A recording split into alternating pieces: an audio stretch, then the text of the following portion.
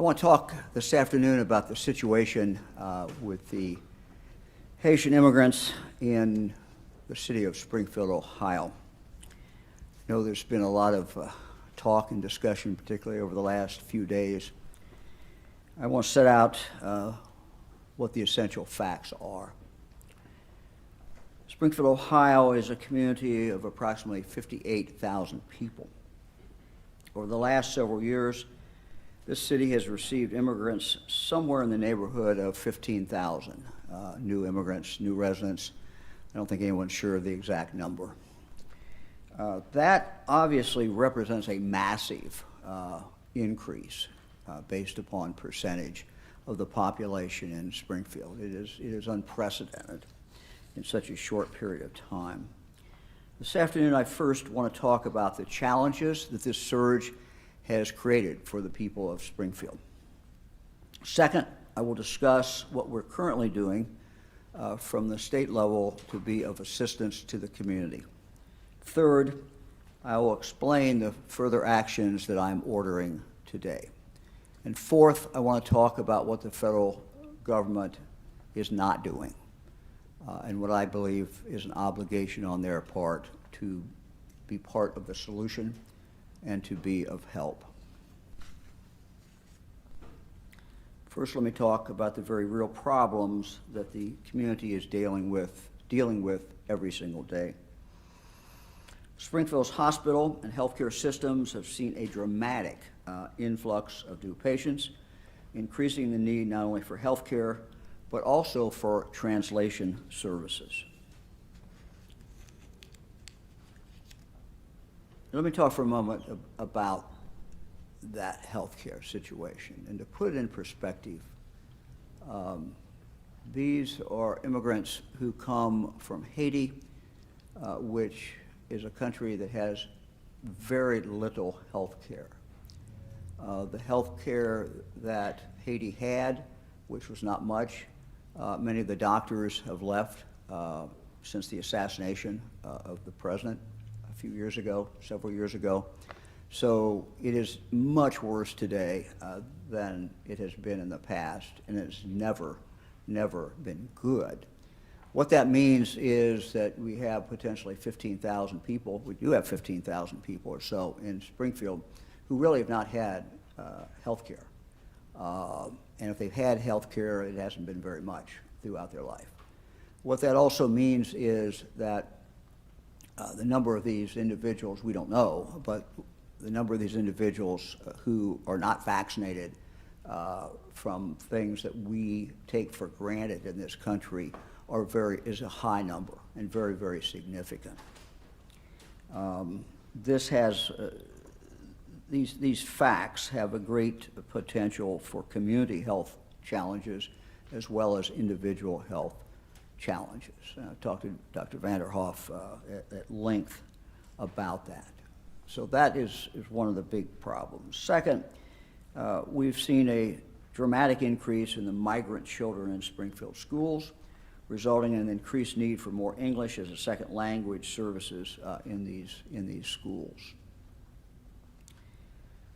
Let me talk about the safety on the roads. Again, there aren't that many cars in Haiti. Most people don't drive. So a good number of the individuals who come to the United States have not driven before.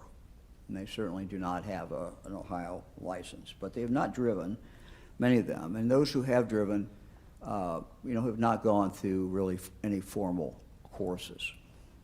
This has created a great deal of concern among people who are on the road in Springfield and in Clark County. There's really not a familiarity also with the laws of the United States. This again creates a very significant problem for the Springfield community. Next is the housing problem. We're seeing people who are bunched together in homes. One of the other results that we have seen is that the cost of rent is up. supply and demand. It means it's up for everyone. So you can have someone who has been renting in Springfield for many years and who has to deal with that high rent. Let me talk for a moment about what we are doing and have been doing. In addressing these considerable challenges, we've been consulting really for a number of months, many months, with Mayor Rue, with the county commissioners, with the health director, school officials, the superintendent, other individuals. We've had meetings at the governor's residence where we pulled people together from Clark County to discuss the problems. So just in a nutshell, as a result, we've conducted driver education classes. We've provided driving simulators. We've taken other actions through the BMV to try to help train these Haitian drivers. Next, in regard to healthcare, as you know, a few weeks ago, we announced a new health clinic in the Springfield City Schools to dramatically expand primary care access. We have also increased support and provided help for more vaccinations and health screenings through the local health department. Local health department is conducting additional clinics, I believe 2 days a week. We've been supportive of those, but we also know, and I'll talk about this in a minute, that those have to increase as well. We've provided additional funds to the local county job and family service departments to provide translation services. We've tripled funding to Clark State College for services to teach English to Haitians at Clark State. And we're working with Springfield Superintendent Hill and his team to help them maximize existing resources and provide ongoing support to deal with the surge of migrant students. Now, let me talk about what I'm announcing today and what else we will be doing. And this will not be the end of what we're doing, because this is an ongoing situation. First, I've directed the Ohio State Highway Patrol through Colonel Charles Jones, who is here with me today, to surge troopers and patrol cars into Springfield to help the local Springfield Police Department deal with traffic concerns in the community. The goal, of course, is to reduce dangerous driving regardless of who the driver is. We've consulted with Chief of Police Elliott on that, and this action by the Ohio State Highway Patrol will begin tomorrow morning. Next, while we've already, as I said, made substantial investments in the healthcare community in Clark County, we know more must be done. So I've directed Dr. Bruce Vanderhoff, Director of the Ohio Department of Health, to work with the Clark County Health Department and other healthcare providers to dramatically expand access to primary care. I am committing today a minimum, and I've instructed Dr. Vanderhoff this, a minimum of $2.5 million over the next 2 years to deal with the surge that we are seeing and the great demand for primary care. It has an impact, obviously, on the Haitians who are seeking the primary care. It also, because of that dramatic increase in surge of demand, we are seeing longer wait periods of time, significant wait periods of time for other residents who have been there a long period of time. Let me talk now about the federal government's inaction in this area. It's the federal government's policies that have created these surges. We are also, in addition to Springfield, seeing surges, not as great extent yet, but we're seeing surges in Findlay and in Lima. And I'm sure there are other cities that are seeing surges across this country. When we see surges like this, surges that no community can anticipate, no community can anticipate at all, no community can be prepared for. No community can expect such surges as this. We will naturally see all the consequences that I have described in Springfield. And so when these will happen in other communities, we will see these things happen again and again. The federal government simply has to be part of the solution. They have to step up. It is their policies that have created these surges. The federal government needs to assist these communities with real dollars. These dramatic surges impact every citizen in the community, every citizen. The moms who have to wait hours in a waiting room with a sick child, everyone who drives on the streets, and it affects children who go to school in more crowded classrooms, and has so many, many other impacts on that community. And so the federal government, without a plan for this, and without putting in the resources, really, I think, owes it to the citizens of Springfield and the other communities that are involved. The federal government does not have a plan to give any support to the communities impacted by the surge, and we have absolutely no indication that a plan is coming in the future. Now, let me talk for a moment about the big picture, and I want to be very clear. 16 countries, including Haiti, I believe we counted, come under the category, citizens can come under the category of temporary protected status. Temporary protected status, that is what Haitians who are here. We have a long history in this country, throughout most of my life, and maybe before, of when we see a situation in a country that is dire, and we see people flee from that country, or wanting to flee from that country, we have created special programs, special policies. When I was in junior high and then in high school, it wasn't the same program, but we had a policy in regard to people coming from Cuba. We have, as I said, now have, in addition to Haiti, we have 15 other countries. So I want to be very clear, I am not against this program. I'm not against this program. What I do say, though, is that with this program, there has to be a plan. And there has to be a plan to prevent situations like we're seeing in Springfield. But if in fact they do occur, we clearly need help from the federal government. Haitians who are here are hardworking people.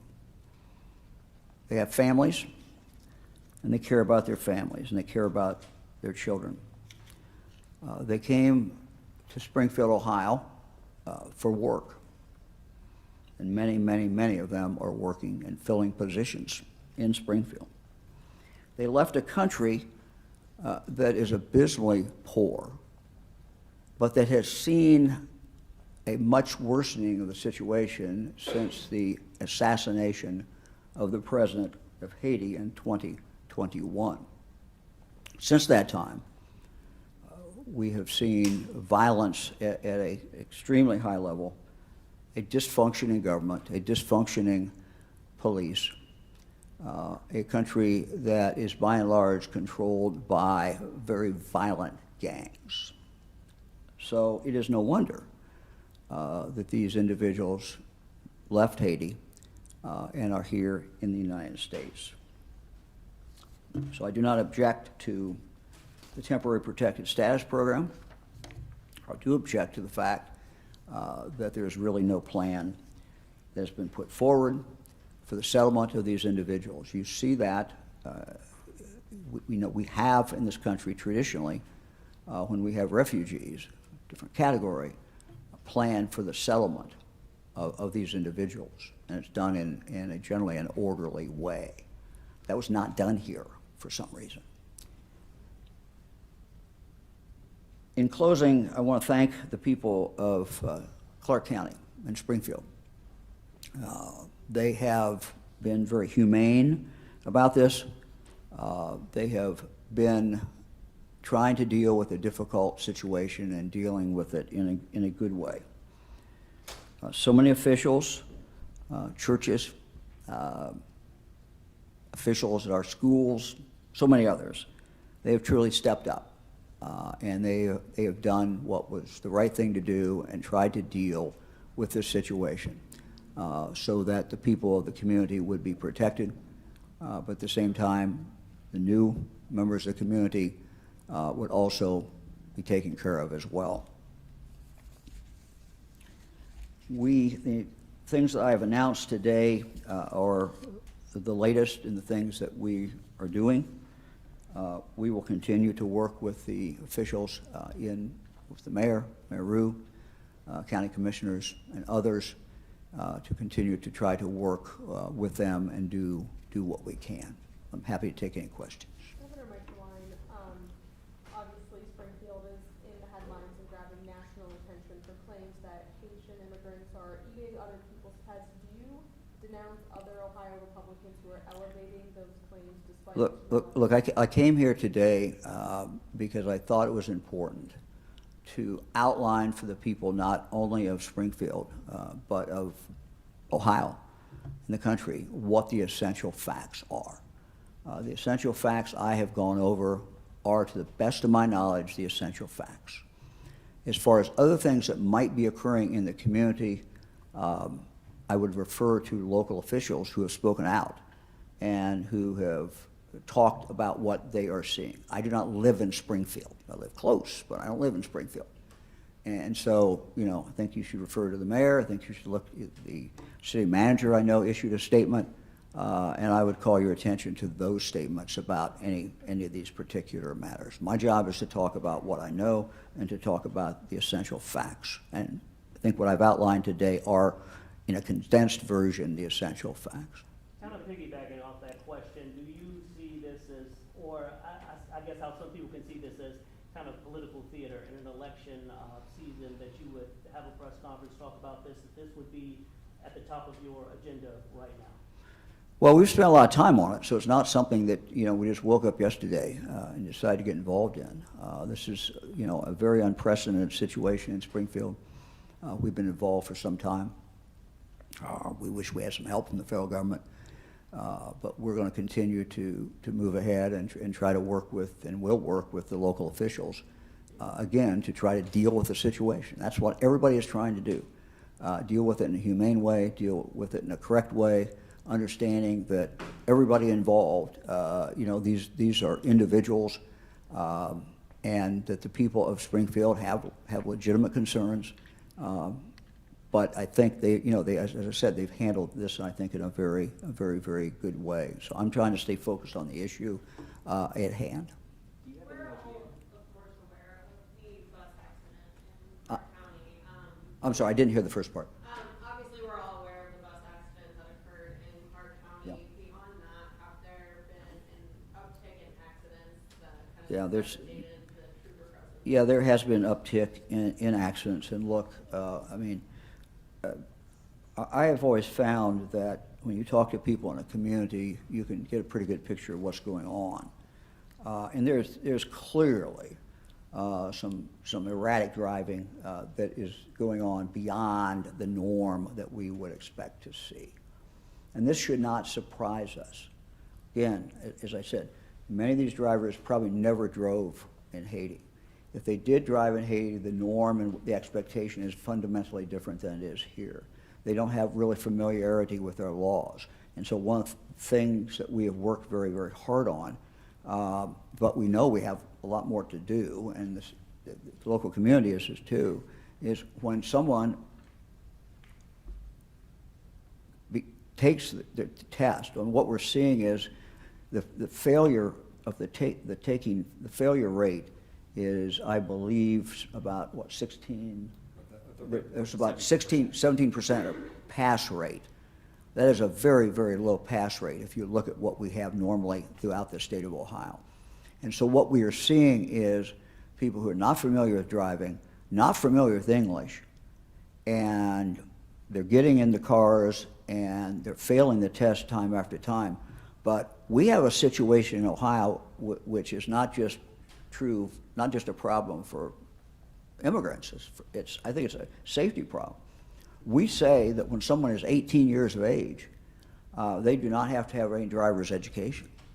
And so what we're seeing from our BMV and what I'm told is you have someone who fails the test, and then they just keep coming back. And there's nothing to stop them from coming back day after day after day after day, and finally they pass the test. It doesn't mean they're a better driver.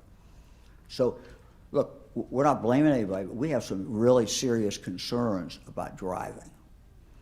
And, you know, again, this is why we have put a focus on driver's training. But we still have language problems, and we need to get more people in regard to the driver's training.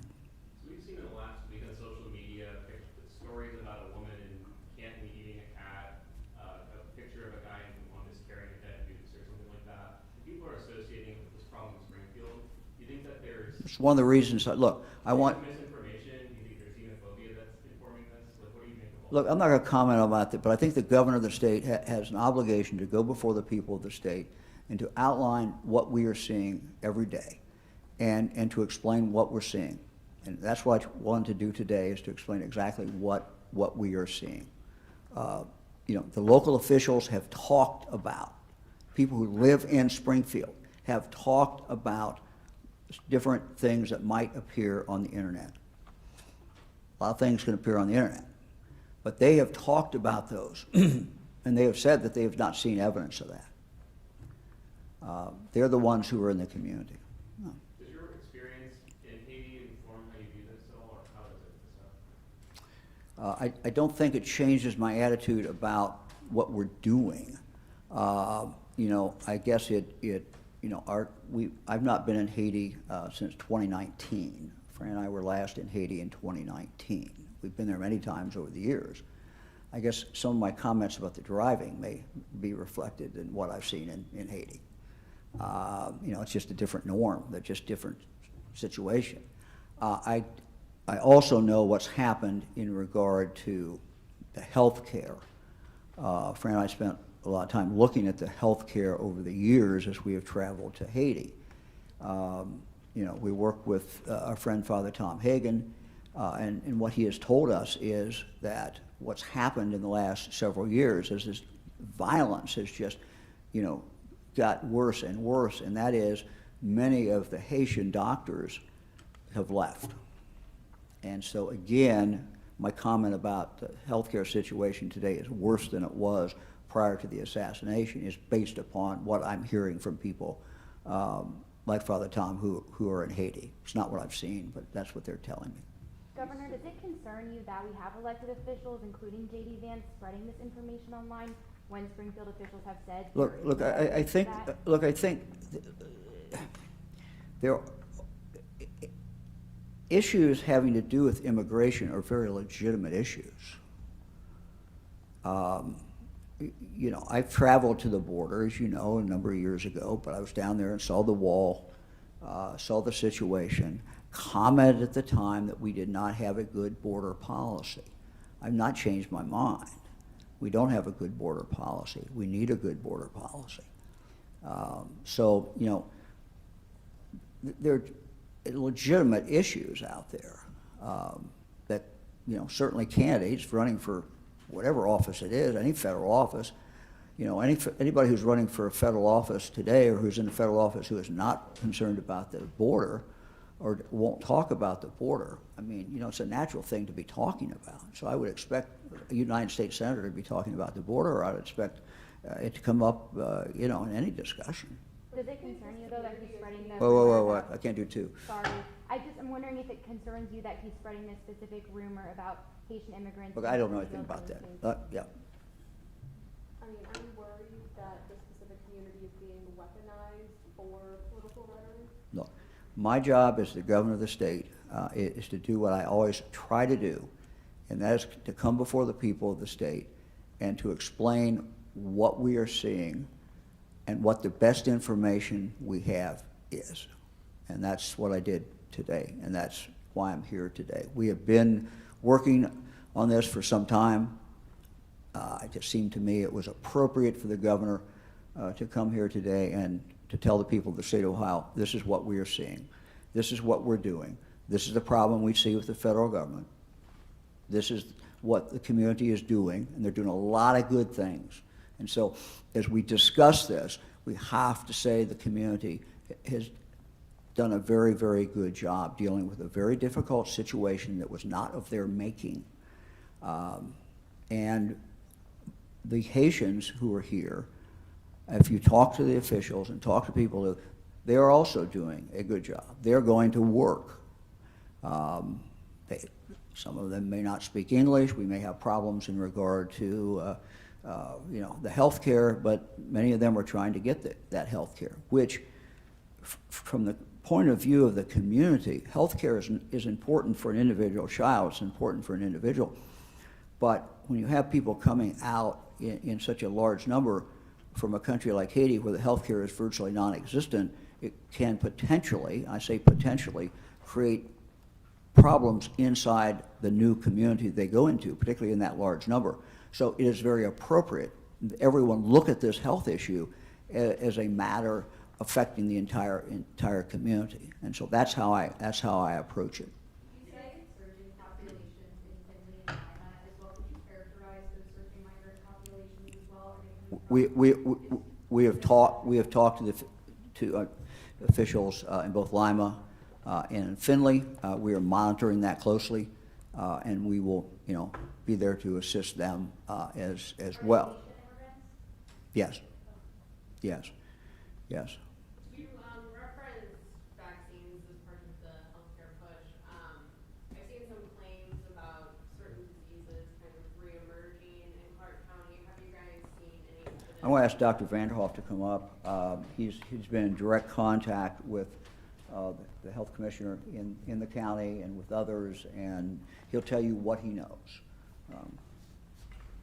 And again, I think, as Doctor and I have talked about this, the actions we are taking are on the nature of prevention.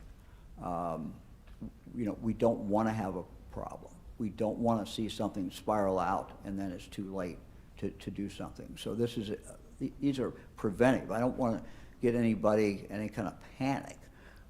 It's just stating facts, and we need to stay on top of this, and that's what we're doing today.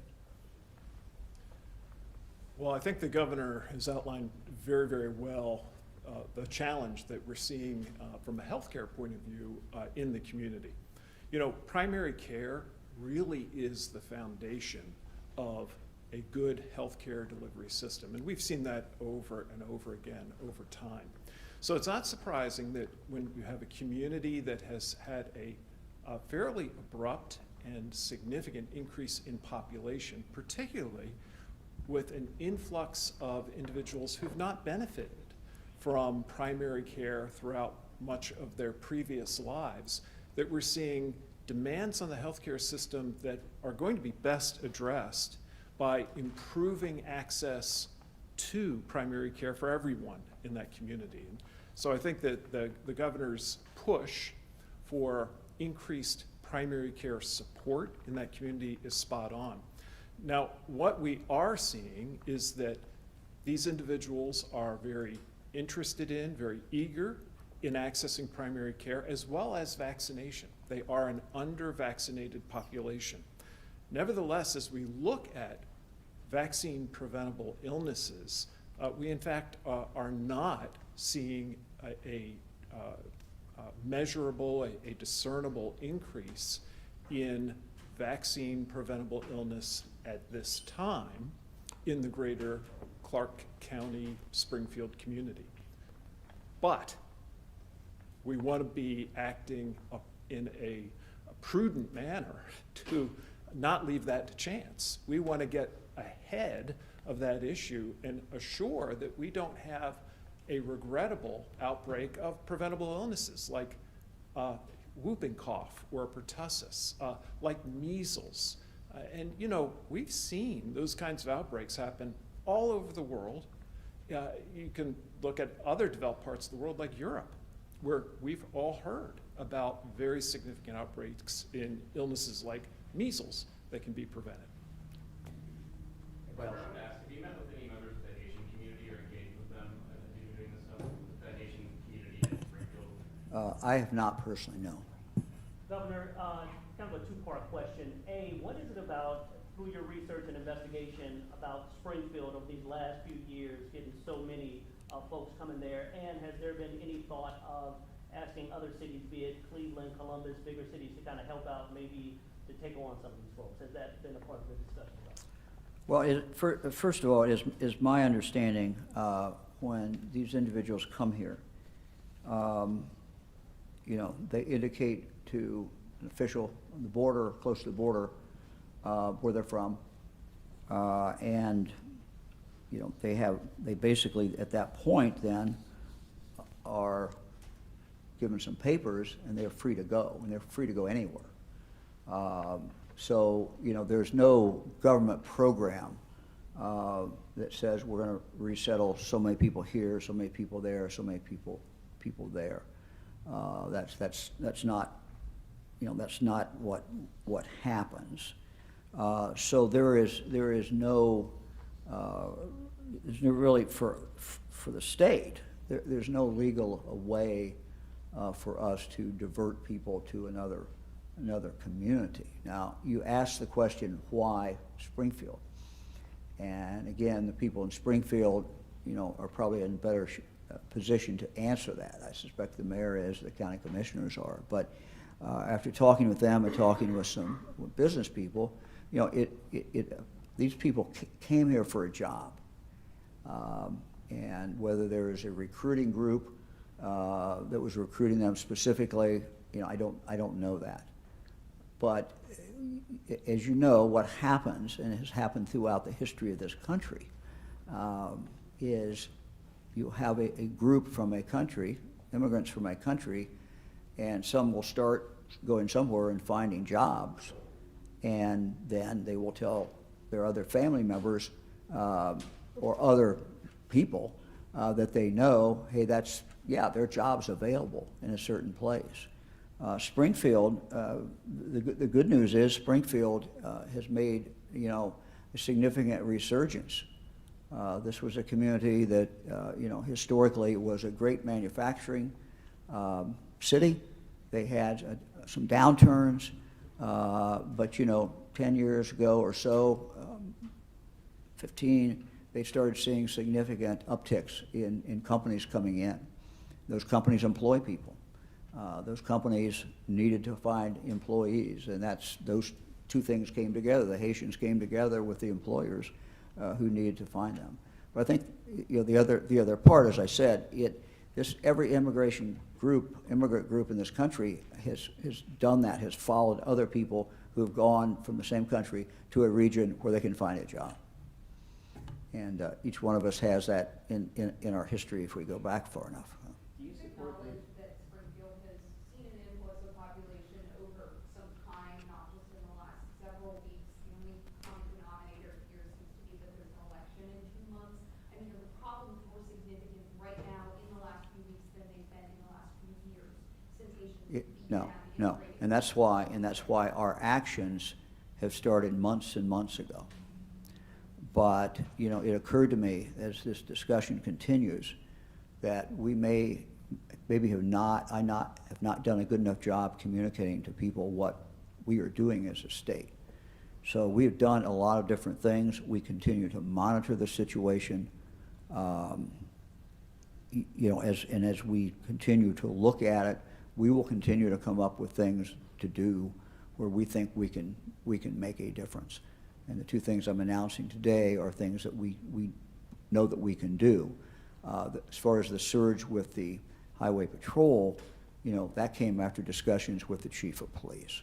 So there's a real concern in the community about traffic. The primary care isn't just an ongoing crisis where the system is simply overloaded, which means it's overloaded for everybody. And look, what we want to really encourage the Haitians to seek out primary care.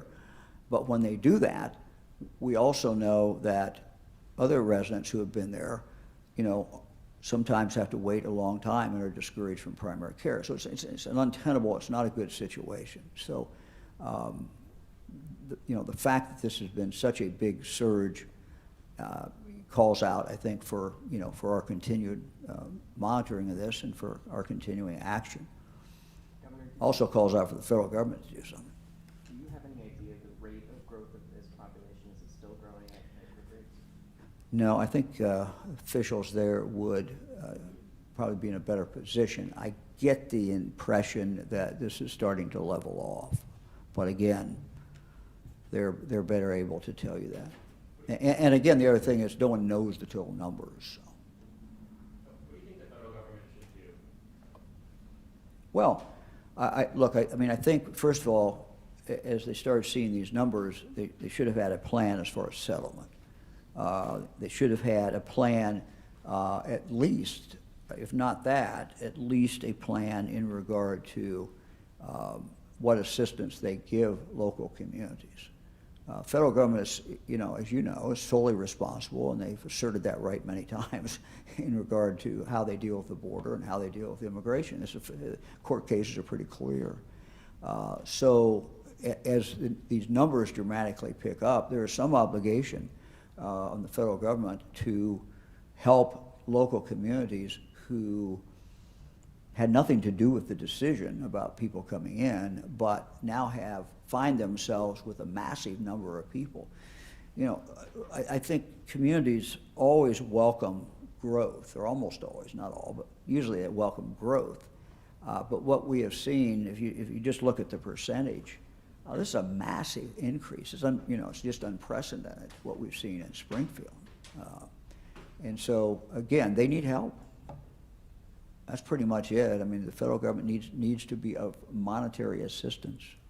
Do you support Attorney General's statement yesterday to try to get rid of, to try to stop Haitian immigrants from coming in? I don't know.